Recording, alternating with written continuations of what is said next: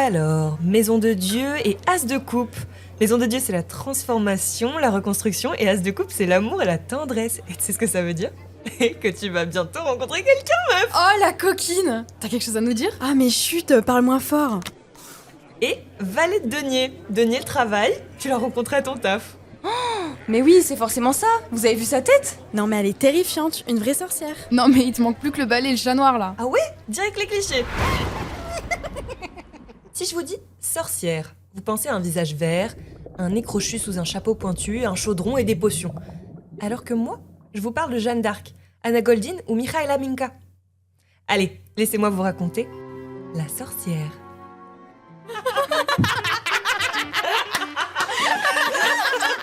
Putain, elle est hystérique. En terrasse! Hystérique en terrasse, le podcast qui fait du bruit Par celle qu'on ne veut pas entendre. Si la sorcière vous fait peur encore aujourd'hui, c'est qu'elle a été écrite pour cela. Les contes des frères Grimm la dépeint comme une cruelle ogresse et ceux de Charles Perrault comme une marâtre d'une grande cruauté. Les sorcières, on en dit beaucoup de mal, mais on est bien content de les trouver quelquefois. Mais ces histoires ne sont que des fictions écrites par des occidentaux, alors que les sorcières ont bel et bien existé et vivent encore parmi nous. Ouvrez l'œil, elles se cachent parmi vos voisines, vos copines, et pourquoi pas votre mère.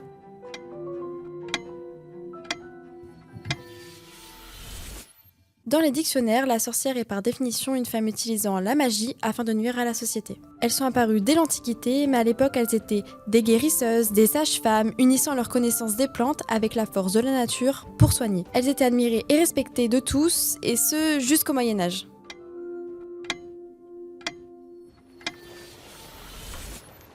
C'est au XIVe siècle que leur histoire se gâte et leur image s'entache. En Europe, voilà plusieurs années maintenant que les guerres de religion font rage et que la peste noire fait des ravages. On parle de 25 millions de morts, soit quasiment 50% de la population à ce moment-là. Les Européens sont terrifiés face à tous ces décès. Et pour la populace en quête de sens, l'Église catholique s'impose alors comme la sauveuse. Celle-ci en profite pour asseoir son influence en éliminant les sages-femmes. C'est comme ça que les sorcières deviennent alors le parfait bouc émissaire. Votre bébé vient de mourir? Sorcière. Votre maison a pris feu? Sorcière. Les récoltes sont maigres? Sorcière! Tous les mots leur étaient attribués. Et qui dit faute, dit punition. L'Église catholique crée alors l'Inquisition. Officiellement pour juger et punir ces hérétiques. Officieusement, lorsqu'une femme osait ouvrir la bouche, elle était traînée au bûcher. Non mais regardez Jeanne d'Arc, elle libère Orléans des Anglais pendant la guerre de 100 ans, et lorsque les Britanniques la capturent en 1431, ils la brûlent parce que, soi-disant, madame entendait des voix. Super le gaslight, les gars! Et pour les procès, ils rivalisent d'ingéniosité pour faire avouer les accusés. La torture est largement utilisée pour faire reconnaître leurs péchés aux malheureuses. On les noie, on les pique. Aïe! Si elles avouent, on les brûle. Et si elles ne passent pas aux aveux, elles meurent du supplice. En 1486, les deux démonologues Henri Institoris et Jacques Sprenger publient Malleus Maleficarum, ou littéralement Tuer des sorcières pour les nuls, un guide du parfait inquisiteur pour dénicher les impies près de chez vous et vous en débarrasser. C'est à partir de là que la chasse aux sorcières s'accélère. La misogynie se distille dans la société, on fait croire que les femmes seraient plus faibles et donc céderaient plus facilement au diable. Qu'elles soient seules, pauvres, indépendantes, mariées, riches, veuves ou vieilles filles, aucune n'est à l'abri d'une accusation de sorcellerie. Les gars, j'aime pas trop comment elle me regarde celle-là là-bas. Allez bim, au bûcher la sorcière.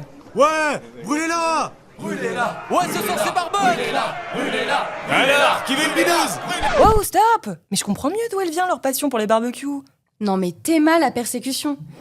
Et ce n'est qu'en 1782, avec la décapitation d'Anna Goldin, que la chasse aux sorcières médiévales prend fin. La malheureuse a été accusée de magie noire par son patron après qu'elle ait porté plainte contre lui pour harcèlement sexuel.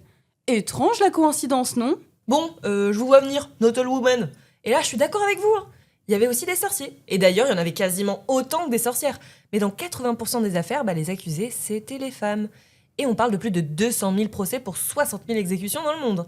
Alors, et si le problème, ce n'était pas la sorcellerie, mais plutôt le genre du sorcier? Et là, j'apprends qu'il est déjà en couple. Quoi? Tu rigoles, j'espère, après tout ce qu'il t'a dit? Non mais je te jure, je suis dégoûtée. J'ai ce qu'il te faut, meuf. Ce soir, c'est la pleine lune, et on va faire le rituel de la bougie pour manifester leur rupture.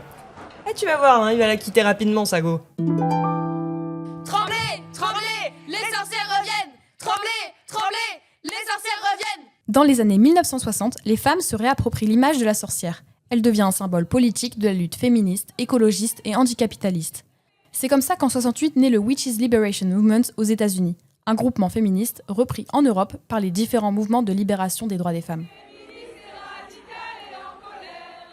Cartomancie, voyance, astrologie, au XXIe siècle en Europe et particulièrement depuis le Covid, l'intérêt pour l'ésotérisme grandit chaque année. Ces néo-sorciers se détournent des religions monothéistes au profit des croyances païennes. La Roumanie, terre des vampires, loups-garous et autres légendes, est le pays où la sorcellerie connaît la plus forte popularité. Là-bas, 80% de la population croit encore à la magie et une personne sur deux y a déjà consulté une sorcière. Et c'est là que vit Michaela Minka, la sorcière la plus puissante du monde. Et en ce moment, entre 2 consultations pour soigner un malade ou jeter le mauvais œil, elle construit une école de sorcellerie où elle accueillera uniquement de jeunes filles. Et sous couvert de leur apprendre la magie, elle les protégera et les éduquera.